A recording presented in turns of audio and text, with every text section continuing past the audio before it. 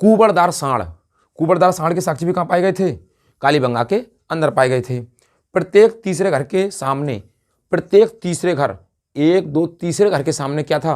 कुआं के साक्ष्य। इसका मतलब कुआं से पानी। दोस्तों टीचिंग विद शिवम आप सभी का हार्दिक स्वागत है। आज हम देखेंगे सिंधु घाटी सभ्यता, और सिंधु घाटी सभ्यता में हमने जो देखा था लोथल, धोलावीरा, चनुधड़ो, इनके बारे में हमने डिटेल से देखा था। उसी क्लास को कंटिन्यूस करते हुए आज सिंधु घाटी सभ्यता का ये अंतिम लेसन है, अंतिम पार्ट है। तो देखें कौन कौन से स्थान थे सिंधु घाटी सभ्यता के अंदर? कालीबंगा, रोपड़ और बनावली।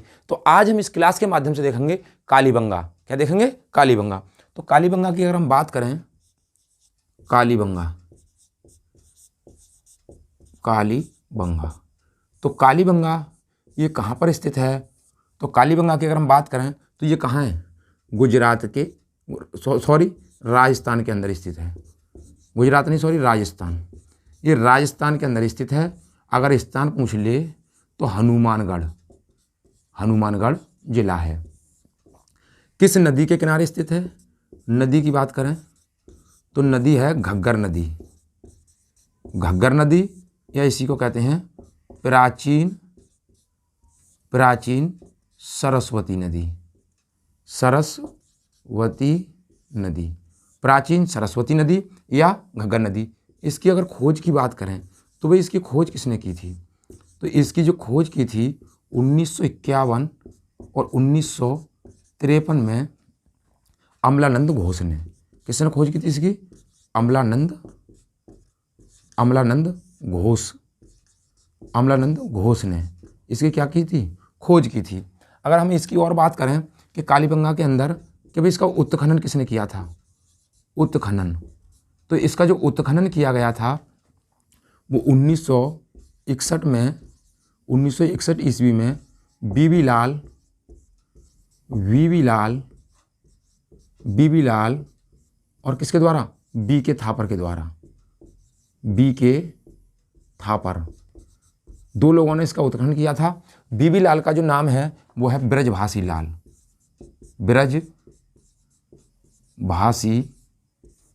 ब्रजभाषी लाल। अगर इसका अर्थ बात करें कि भाई इसका कालीबंगा का अर्थ क्या है, तो कालीबंगा का जो अर्थ है वो है काली चूड़ियाँ, काली चूड़ियाँ या काले रंग की चूड़ियाँ, काले रंग की चूड़ियाँ, काली चूड़ियाँ या काले रंग की चूड़ियाँ। तो कालीबंगा की बात करें तो कालीबंगा कहाँ स्थित है? तो ये राजस्थान के अंदर स्थित है, हनुमानगढ़ जिला है। इसकी अगर हम बात करें कि भाई इसकी खोज किसने की थी, तो इसकी खोज अमलानंद घोष ने 1951 और 1953 में की थी। इसका उत्खनन किसने किया था? तो इसका जो उत्खनन किया गया था 1961 ईस्वी के अंदर बीबी लाल और बी के थापर द्वारा इसका उत्खनन किया गया था। सिंधु घाटी सभ्यता के अंदर जो कालीबंगा स्थान है, तो कालीबंगा का जो वास्तविक अर्थ है, वो शाब्दिक अर्थ है, वो क्या है? काली चूड़ियाँ या काले रंग की चूड़ियाँ, काली चूड़ियाँ या काले रंग की चूड़ियाँ। और किस नदी के किनारे स्थित है? तो ये घग्गर नदी के किनारे स्थित है।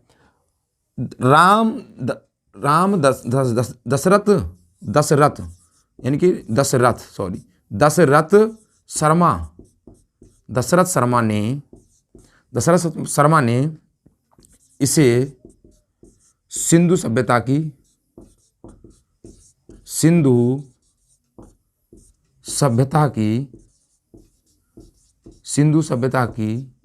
तीसरी राजधानी बताया। तीसरी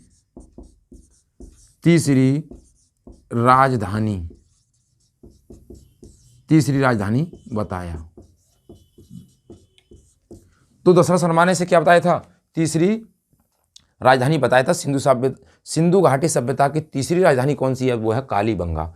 अब कालीबंगा के अंदर कौन कौन से साक्ष्य पाए गए थे, तो वो साक्ष्य देखें, क्योंकि प्रश्न जो पुट करता है वो वहीं से पूछता है कि ये साक्ष्य कहाँ पर पाए गए थे। तो कालीबंगा में कौन कौन से साक्ष्य पाए गए थे? तो यहाँ पे हेडिंग लिखें साक्ष्य। तो साक्ष्य कौन कौन से पाए गए थे? साक्ष्य अगर हम बात करें तो जुते खेत के साक्ष्य, साक्ष्य जुते खेत के साक्ष्य, ऊंट, ऊंट बैल के साक्ष्य, ऊंट बैल के साक्ष्य, बेलनाकार मोहर, बेलनाकार मोहर, बेलनाकार मोहर है। और यहाँ पे किसके साक्ष्य पाए गए थे? बेलनाकार मोहर है, कुबड़दार सांड, कुबड़दार सांड, कुबड़दार सांड के साक्ष्य, प्रत्येक तीसरे घर के सामने कुआ के साक्ष्य, प्रत्येक तीसरे घर के सामने क्या था? कुआ था। तो उसके भी साक्ष्य कहाँ पाए गए थे? कालीबंगा के अंदर पाए गए थे।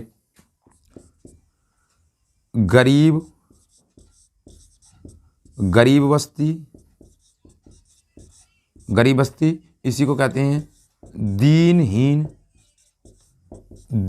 की बस्ती या गरीब बस्ती। कच्चे मकान के साक्ष्य, कच्चे मकान के साक्ष्य और क्या पाए गए थे?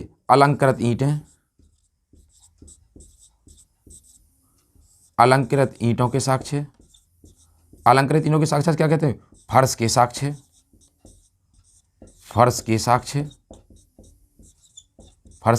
साक्ष्य, अलंकृत ईंटों के साक्ष्य और फर्श के साक्ष्य। कच्चे मकानों के साक्ष्य भी कहाँ पाए गए थे? कालीबंगा के अंदर पाए गए थे। और बात करें कि कालीबंगा के अंदर और कौन कौन से साक्ष्य पाए गए थे? कुबड़दार सांड, कुबड़दार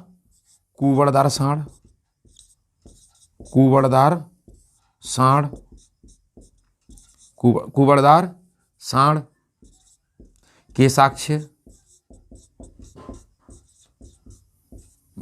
कुबड़दार के सांड के साक्ष्य के। और क्या क्या पाए गए थे? नालियां कैसी थी? नालियां कैसी, किसकी बनी हुई थी? तो लकड़ी से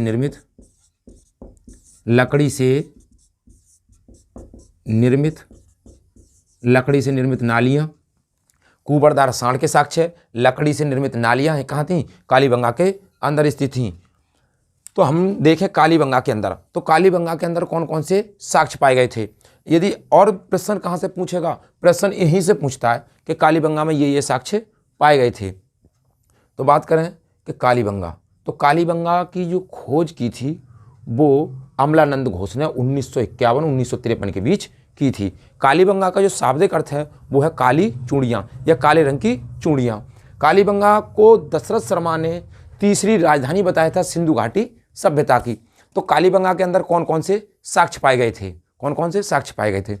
तो जुते खेत के साक्ष्य, खेत जोतने के लिए कौन जाएगा? ऊंट या बैल। तो ऊंट बैल के भी साक्ष्य कहाँ पाए गए थे? कालीबंगा के अंदर पाए गए थे। बेलनाकार मोहरें, बेलन टाइप की मोहरें भी कहाँ पाई गई थी? कालीबंगा के अंदर पाई गई थी। कुबड़दार सांड के साक्ष्य भी कहाँ पाए गए थे? कालीबंगा के अंदर पाए गए थे। प्रत्येक तीसरे घर के सामने, तीसरे घर के सामने क्या था? कुआं के साक्ष्य। इसका मतलब कुआं से पानी भरते होंगे वो, बोलो क्या भरते होंगे? कुएं से पानी भरते होंगे। तो कुआं के साक्ष्य भी कहाँ पाए गए थे? कालीबंगा के अंदर पाए गए थे। गरीब बस्ती यानी कि गरीब टाइप के दीनहीन की बस्तियां कालीबंगा के अंदर पाई गई थी। कच्चे मकान, अब दीनहीन जो लोग होंगे वो कहाँ रहेंगे? कच्चे मकानों में रहेंगे। किस में रहेंगे? कच्चे मकानों में रहेंगे। अलंकृत ईंटें, अलंकृत टाइप की ईंटें, डिजाइन टाइप की ईंटें और अलंकृत ईंटों के साथ साथ फर्श के साक्ष्य भी पाए गए थे। अगर हम बात करें तो यहाँ पे क्या थी? नालियाँ। और नालियाँ किससे निर्मित थीं? तो नालियाँ जो थीं वो लकड़ी से निर्मित थीं। और मृद भाण के साक्ष्य, मृद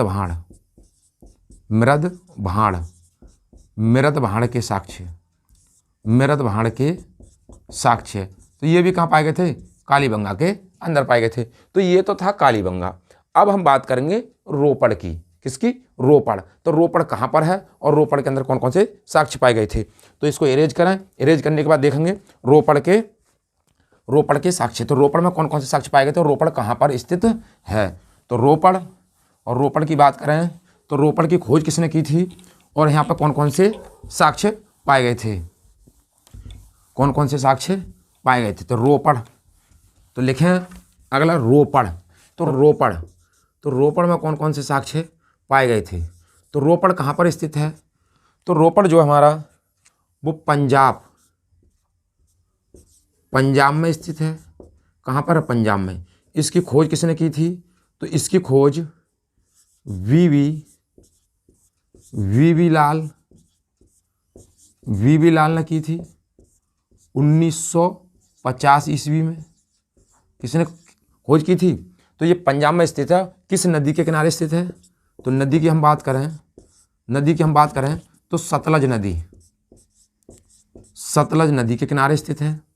किस नदी के किनारे स्थित है, सतलज नदी के किनारे स्थित है। यहाँ पे कौन कौन से साक्ष्य पाए गए थे, साक्ष्य की अगर हम बात करें तो यहाँ पर मानव के साथ साथ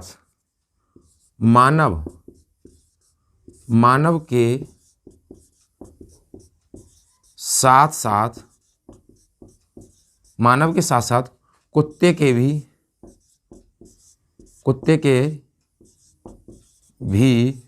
समाधान पाए गए। तो मानव के साथ साथ कुत्ते के भी समाधान पाए गए। और यहाँ पे क्या, तांबे की कुल्हाड़ी के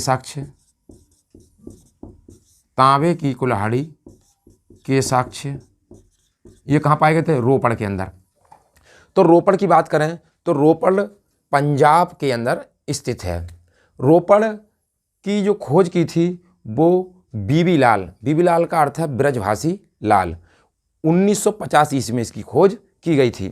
किस नदी के किनारे स्थित है, तो सतलज नदी के किनारे स्थित है। यहाँ पे किस किस के साक्ष्य पाए गए थे, तो मानव के साथ। यहाँ पे ऐसा पाया गया था कि जैसे बात करें कि मानव को दफना दिया और मानव के साथ कुत्ते को भी दफनाएगा, उसके भी साक्ष्य पाए गए थे।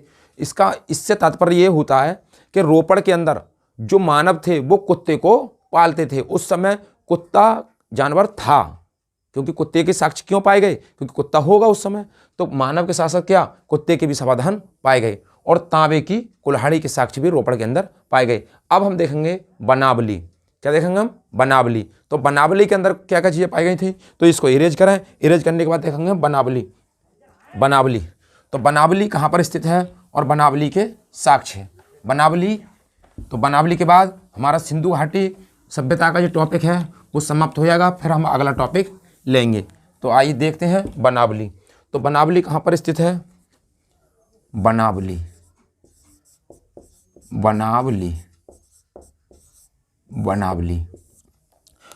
की अगर हम बात करें तो ये कहाँ पर स्थित है, हरियाणा में। कहाँ स्थित है,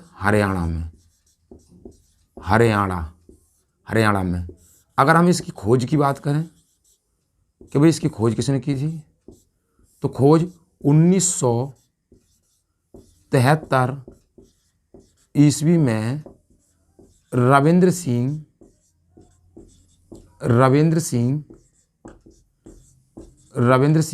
बिष्ट ने की थी। इन्हें कहते हैं RS बिष्ट। तो रविंद्र सिंह बिष्ट द्वारा इसकी खोज की गई थी। बात करें बनावली की किस नदी के किनारे स्थित है, तो नदी की बात करें तो घग्गर या इसी कहते हैं रंगोई नदी के किनारे स्थित है। कौन, बनावली, हरियाणा के अंदर स्थित है। नदी घग्गर नदी या रंगोई नदी।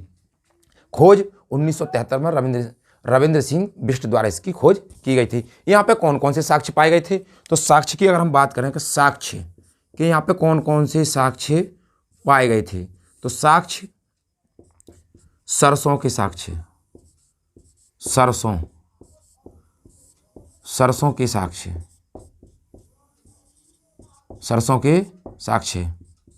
खेत के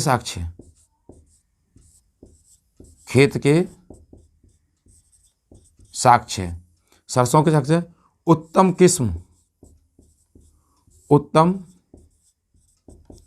किस्म के जौ के साक्ष्य, जौ के साक्ष्य। उत्तम किस्म की जौ के साक्ष्य टेराकोटा, टेराकोटा के साक्ष्य, टेराकोटा के साथ साथ। और टेराकोटा होता क्या है? तो टेराकोटा होता है मिट्टी से बने हुए बर्तनों को क्या कहते हैं? टेराकोटा कहते हैं। तो टेराकोटा के साक्ष्य कहाँ पाए गए थे? बनावली के अंदर। उत्तम किस्म के जौ के साक्ष्य, कई बार प्रश्न पूछा हुआ है, उत्तम किस्म के जौ के साक्ष्य कहाँ पाए गए थे? बनावली के अंदर पाए गए थे। सरसों के साक्ष्य और किसके? खेत के साक्ष्य। और टेराकोटा के साथ साथ यहाँ पर क्या पाया गया था? कोई नाली नहीं थी, कोई नाली नहीं थी, कोई नाली नहीं थी। कहाँ पे? बनावली के अंदर। तो हमने देखा इसके अंदर कालीबंगा, कालीबंगा के साथ साथ कहाँ? रोपड़, और रोपड़ के साथ साथ हमने देखा बनावली। क्या देखा हमने? बनावली। तो बनावली हरियाणा के अंदर स्थित है। इसकी खोज 1973 ईस्वी में रविंद्र सिंह बिष्ट द्वारा की गई थी। रविंद्र सिंह बिष्ट द्वारा इसकी खोज की गई थी। घग्गर नदी या रंगोई नदी के किनारे स्थित है। साक्ष्य सरसों के साक्ष्य, खेत के साक्ष्य, और यहाँ पर क्या? उत्तम किस्म की जौ के साक्ष्य बनावली के अंदर पाए गए थे। टेराकोटा मिट्टी से बने हुए बर्तनों को क्या कहते हैं? टेराकोटा कहते हैं। और कोई नाली नहीं थी। तो ऐसा सिंधु घाटी सभ्यता का ऐसा कौन सा शहर है जहाँ पर कोई नाली नहीं थी? तो वो है कौन सा? बनावली। कौन है? बनावली। टेराकोटा के साक्ष्य कहाँ पाए गए थे? या टेराकोटा के सिक्के। तो टेराकोटा के सिक्के पाए गए थे वो बनावली के अंदर पाए गए थे। तो हमने देखा इस वीडियो के माध्यम से सिंधु घाटी सभ्यता के सभी शहरों को हम कंप्लीट कर चुके हैं। जो भी हमारे स्थान थे सभी को हम कंप्लीट कर चुके हैं। अब सिंधु घाटी सभ्यता के बाद जो इतिहास के अंदर आएगा वो हमारा नया टॉपिक आएगा। तो सिंधु घाटी सभ्यता का जो टॉपिक था वो होगा क्लियर। तो उम्मीद करता हूं दोस्तों वीडियो अच्छी लगी होगी। तो वीडियो अच्छी लगी हो तो वीडियो को शेयर करें, सब्सक्राइब करें, लाइक करें, और कमेंट बॉक्स में वीडियो से संबंधित अपना सुझाव अवश्य दें। ऑल द बेस्ट, थैंक्स, जय हिंद।